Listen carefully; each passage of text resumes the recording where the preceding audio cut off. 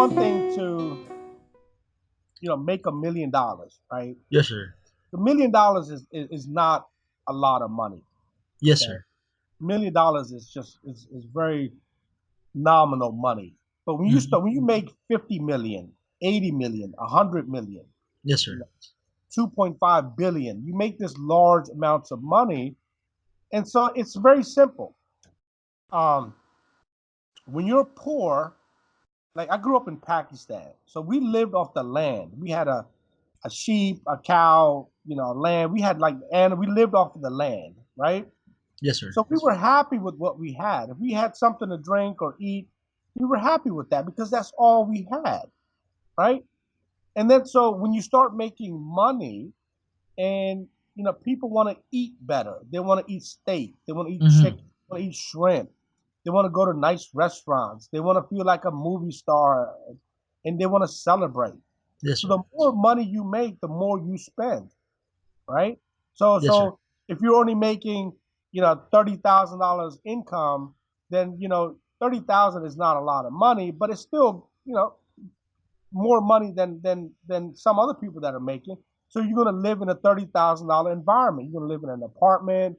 You're Mhm. not going to be eating Ruth Crisp and Morton's and going to these fancy steakhouses and restaurants, spending $200-300 every night.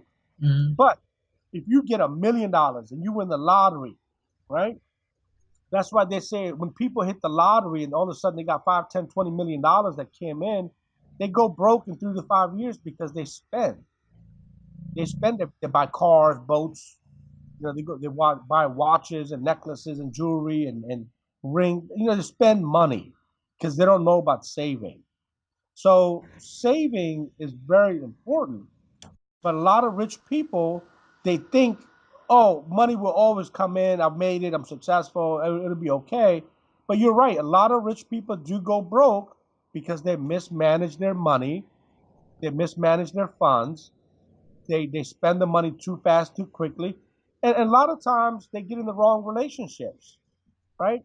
So unfortunately, there's a lot of people out here that target rich people to steal their money and to blackmail them and to, put them in a situation where they're gonna, you know, get 30. They're gonna ask for money, right? So that's why you have to be careful when you do have money, who's around you because everybody's not your friend. People are there to take stuff from you.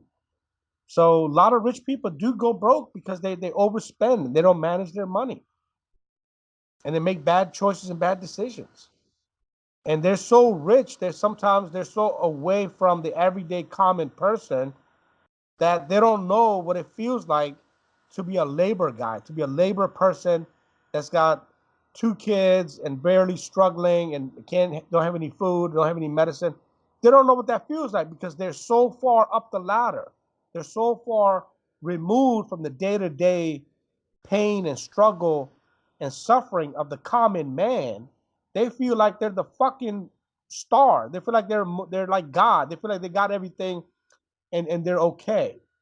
So sometimes God takes things away from them, right? God puts them in a scenario, in a situation where they get stripped of their money and lose 50 million, $20 million because of their ego and because of their bad habits and because of their attitudes. So you got to keep in mind, money and everything's driven by God.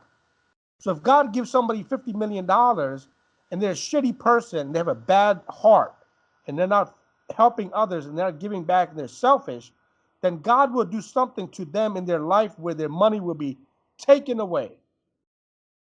Lawsuits, bankruptcy, sexual harassment, all these things will happen and the money will be removed and taken away and they'll be broke again. Right? Money could be good, but money also could be bad. It's how you use the money. You don't let the money control you, you control the money.